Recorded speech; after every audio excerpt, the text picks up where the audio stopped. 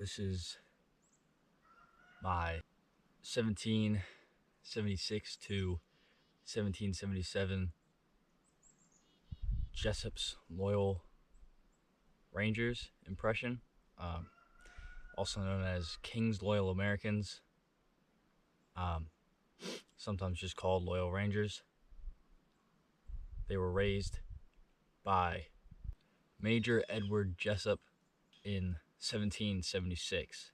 Now, my impression is of a private in Edward Jessup's Loyalists in the winter of 1776 to 1777.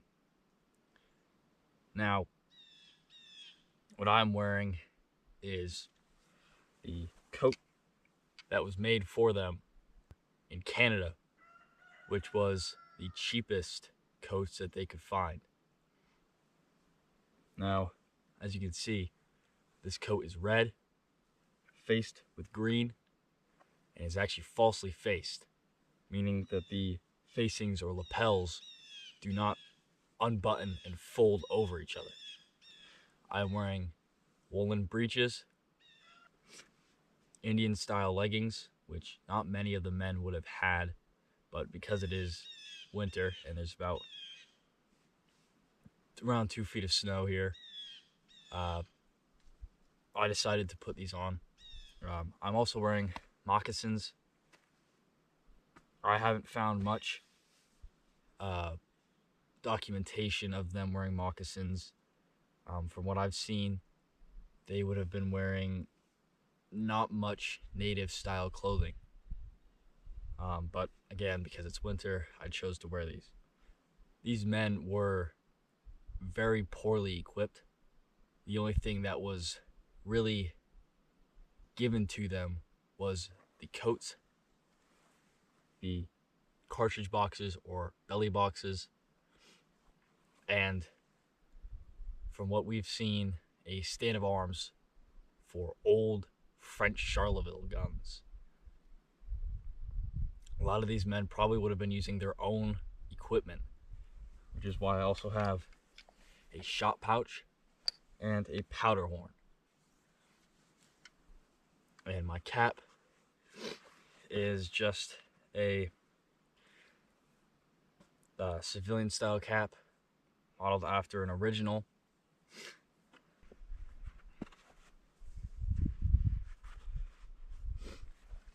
My waistcoat or waistcoat is square cut and blue wool with wool covered buttons. Again, civilian garment. I also have stockings underneath my leggings, and because it's also winter, it's not too cold out, but sometimes it is pretty cold. And I also have some woolen mittens, knit. These men would have been operating around Canada and New York. For now, I'm just mainly going to talk about the clothing that I have and the documentation that I have seen. Now, like I said before, these men were very poorly equipped.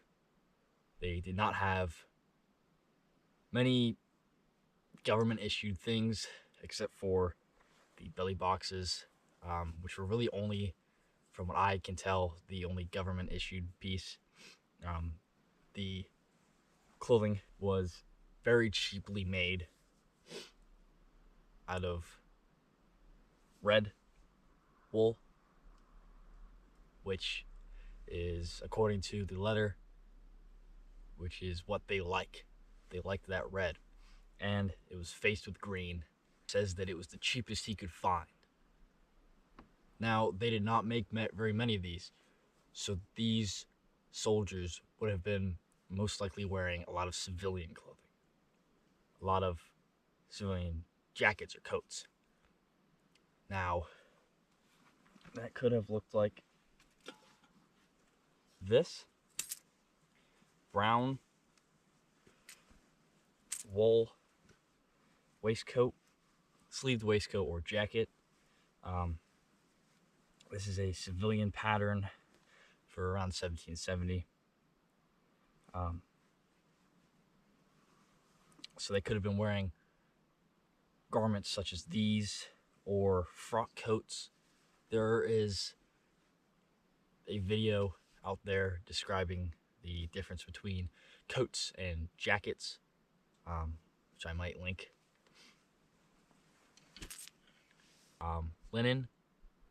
Linen canvas jackets or sleeved waistcoats were fairly common too. The garment that I probably should have started off with was the shirt. So every person in the 18th century will be wearing a linen shirt. Now, it's essentially a rectangle that has a slit down that goes about halfway down. Not really, but about halfway down the front. A collar with 2 buttons to close it. Sleeves, and at the bottom it kind of opens up on both sides. And the reason why this garment is so long is because this is actually your underwear. This is the base clothing that you're going to be wearing. So you're putting everything else over this garment. So, but the reason why it's cut like that is so that you can tuck it around your groin, around your crotch area, so that it acts as, like I said, underwear. The next thing you would probably put on, or if you don't have it on already when you wake up, is stockings. I did not bring another pair out with me. I'm wearing two pairs of stockings under these. Stockings are the 18th century socks. They're made of wool. They go up past your knee, and they are tied around just under the knee, like sort of like my leggings I have on here with garters to kind of keep it up and keep it from falling down. So that's the next thing that you would put on. Then you have your neckerchief or handkerchief or neck scarf. A lot of people call them different things. And this is like a big square piece of silk cloth. Mine's actually made of linen. And it is sort of like a tie. You wrap it up, and you put it over, and you come back around, and you tie it at the front. And this keeps your collar up. It looks good. In the winter, it keeps you warm. That's just kind of the style of the period. The next thing is either breeches or trousers, and I'm talking mainly for civilian clothing right now. These are a pair of trousers. These are wool, and they have a flannel pattern. Trousers were very common. Breeches and trousers are sort of like the main garments for your legs in the 18th century, for at least Europeans. These are basically like sort of like modern day jeans. A lot of people who are working on farms are going to be wearing these. And they can be made of wool or linen. Both were very common. And the front is the same as the breeches, where you have your buttons, and you would put that like so, button it up, and the fall front goes up and buttons over the top. And so then when you got to go to the bathroom, you just undo the fall front.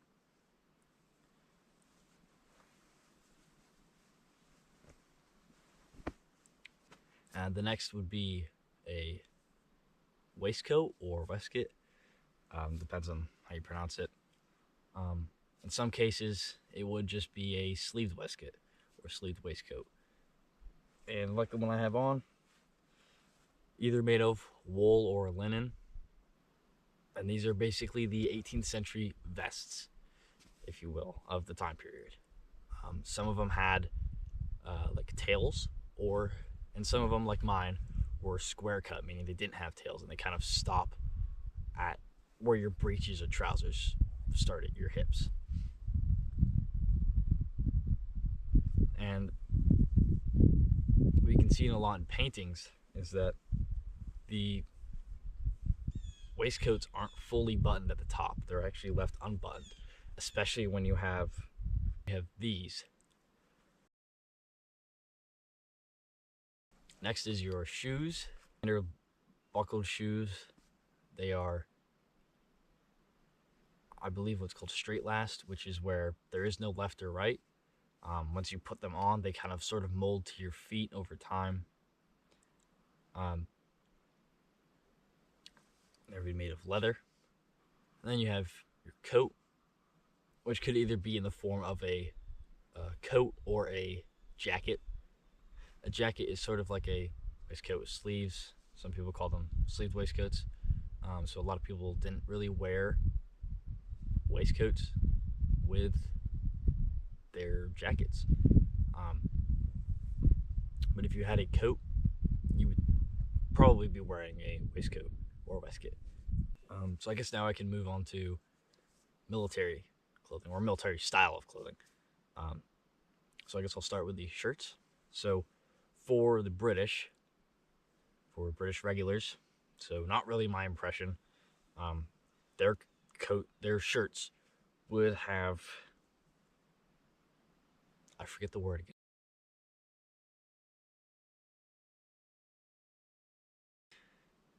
And that's kind of just the style of the period. It looks nice. It's just, you look very gentlemanly. And they sort of come out of the waistcoat and coat. So in the military setting, you have still all the same clothing as civilians. It will look different. So the breeches will almost always be white. Not many trousers. You don't really see trousers until in the British Army until around 1777, when they are starting to use gaitered trousers, or some people call them overalls, which are essentially trousers, linen trousers, that have gaiters at the bottom. And that just kind of keeps the dust and rocks and mud or gunk or whatever you're marching through out of your shoes. But earlier on, they would have just regular gaiters or spatterdashes. The gaiters, when you say just gaiter, that kind of refers to the tall knee height, or past the knee height, military gaiters. And those were really worn up to 1775 by mainly by the grenadiers. But then that practice was kind of started falling apart by 1775, just because there's so many buttons you have to put on, and it's just, is mud really gonna go all the way up to your knees? Like, it looks good, but it's, it's just not really that practical. I've seen some things where they said that they kept them for when they were on parade, but after 1775, British military, especially light infantry, really started using short gaiters or spatterdashes, which are basically the same. They just go up to about halfway up your calf, and they have a little point at the back of the end.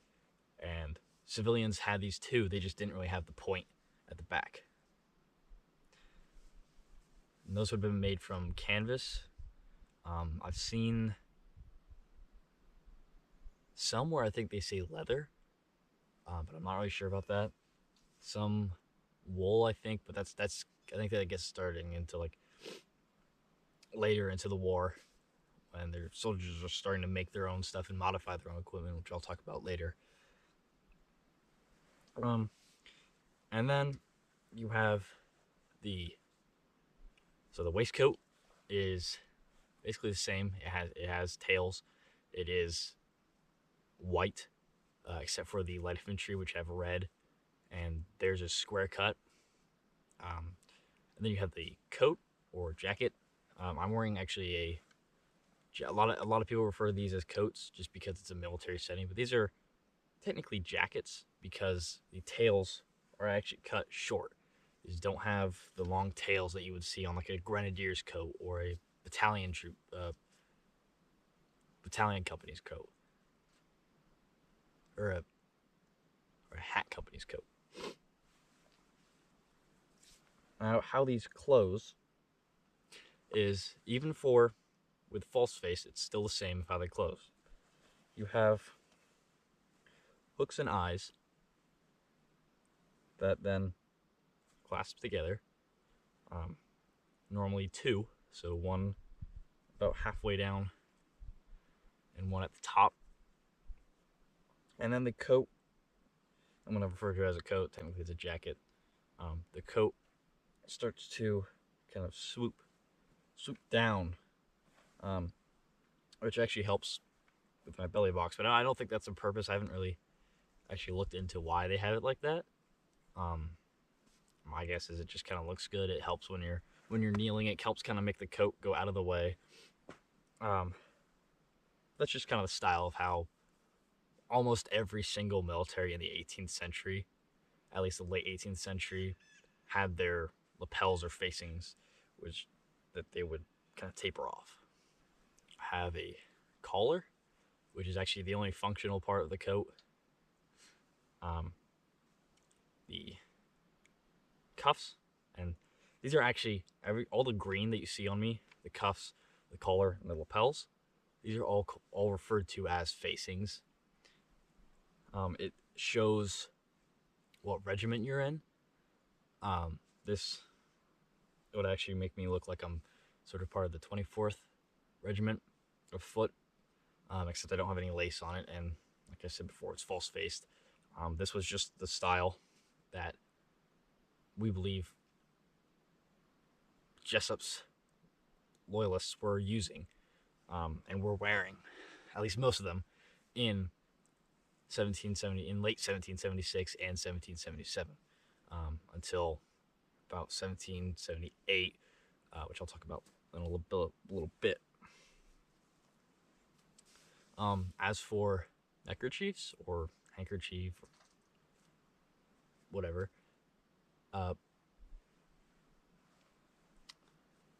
most British regiments would have been using, if not all, would have been using neck stocks, which is essentially horsehair, woven horsehair, with a clasp or tie in the back. I think some were leather too, and that just kind of keeps your collar up, keeps your neck up, makes you look nice. Caps, for the grenadiers, is a tall bearskin cap. For battalion men or hat companies, they have just a normal cocked hat. And for the light infantry, their hat sort of changes a lot, as well as all the other companies. But really, their hat changes throughout the course of the war. During the beginning of the war in 1775, a lot of them have these leather caps with a shield on the front. And then later it starts to change into, they're actually not leather, and then they have caps sort of like mine, where it's cocked up in the back, but it has a shield in the front, and it's got a brim in the front. And then in about 1777, they changed to hats very similar to this, which would have actually been worn sort of like this. And their coats actually changed too. They cut their coats down into. Some say that they cut the sleeves off of their coats and sewed them onto their waistcoats. Some say that they just made completely different coats that were just sleeved waistcoats with sleeves on them. They looked entirely different, and they looked entirely different from the coats that they had before. And they also wore the gaitered trousers or overalls. And that sort of became the look for the light infantry in 1777 and sort of onward throughout the war. Now, I'm going to start getting more into Jessup's Loyalist. The coat that I'm wearing, like I've talked about throughout the video, is the coat that they probably would have been wearing in late 1776 and 1777. And then in 1778, they actually, after about a year of being worn, they start to fall apart because of how cheaply they were made. And in 1778, Jessup and other Loyalist units write to command saying, we need new coats. They're just falling apart. So in November of 1778, they write a letter, and it says, "Sir, the season of the year being so far advanced, and the several corps or provincials being very clothed, suffer much by the inclemency of the weather, and their suffering will increase and keep pace with the increasing severity of it.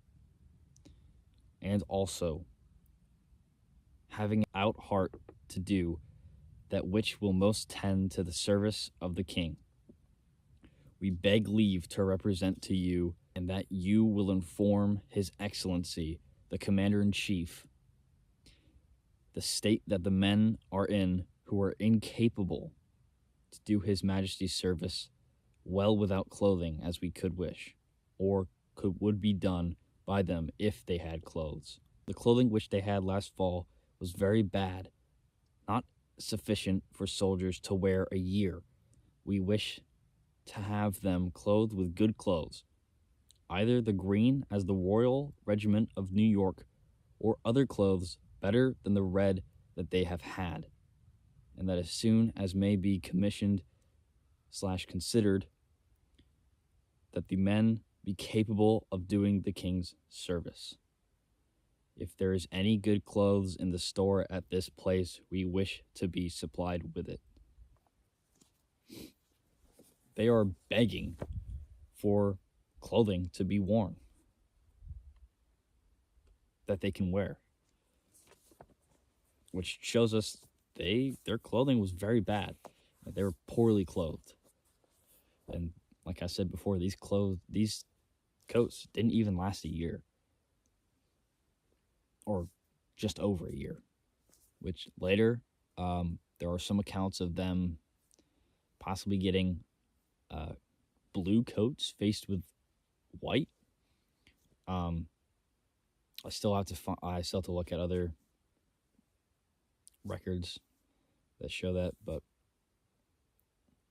our recreated regiment is looking into those to see if we can make those for about 1778 and after, maybe 1779 and after. I think it was 1779 that they started to wear those coats. I'll correct it if that's not true.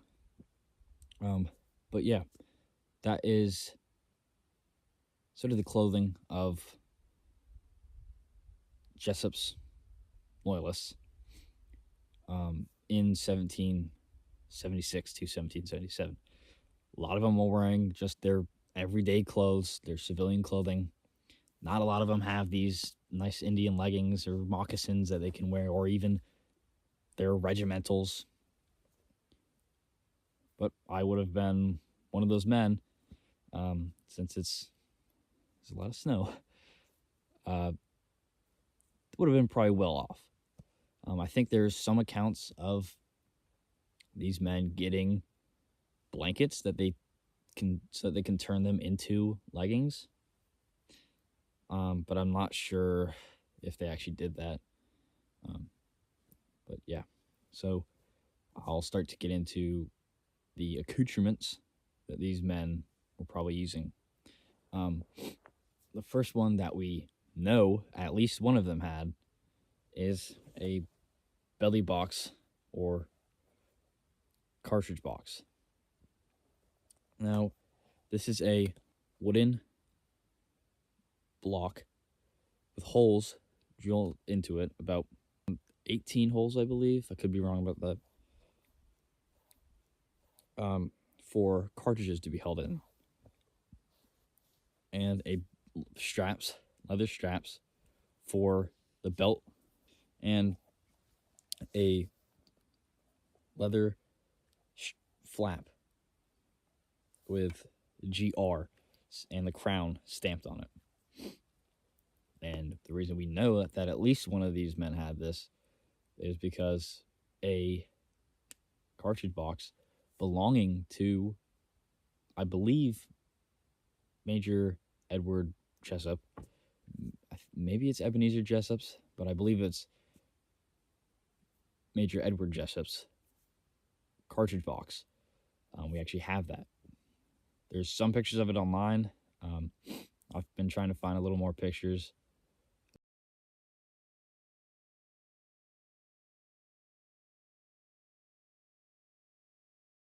Now, if the men were not given cartridge boxes, or even if they had cartridge boxes, they would also be carrying a shot pouch, which is just a leather pouch that can hold, rags or wadding.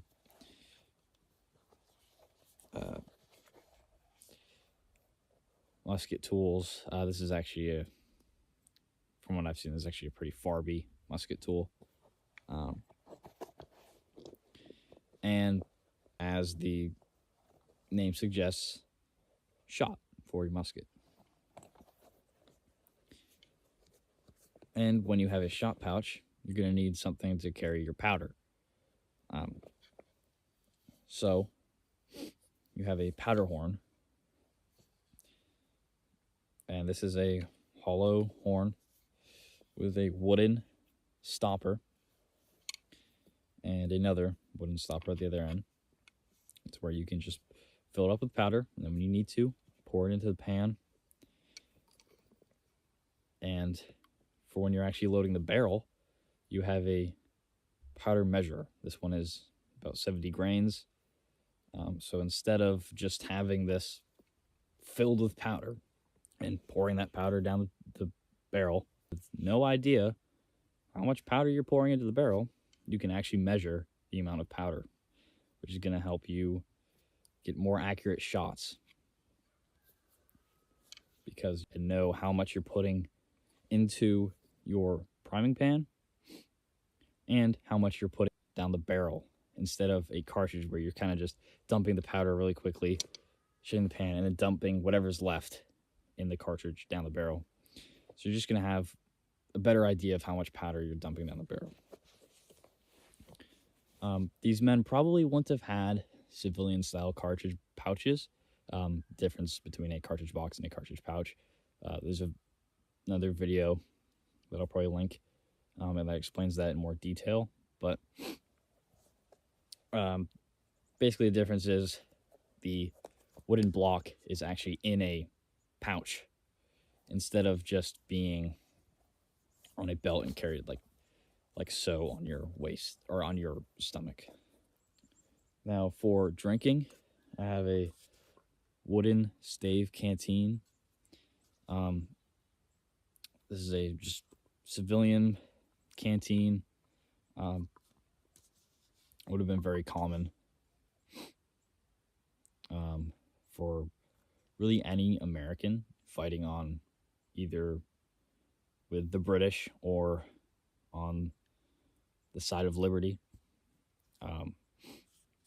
Holds, I forget exactly how much, but I think about a quart of water. Could be wrong about that. It tastes a heck of a lot better than the tin canteens that the British used and even the Americans used. I like having the wood taste instead of the rusty taste of metal. It's not bad. Definitely less wax floating in your water. And if you're a reenactor, you probably know what I'm talking about when the wax is just floating around in there. And then big piece flies into your mouth and you're like, "Whoa." You have to spit all your water out. But anyway,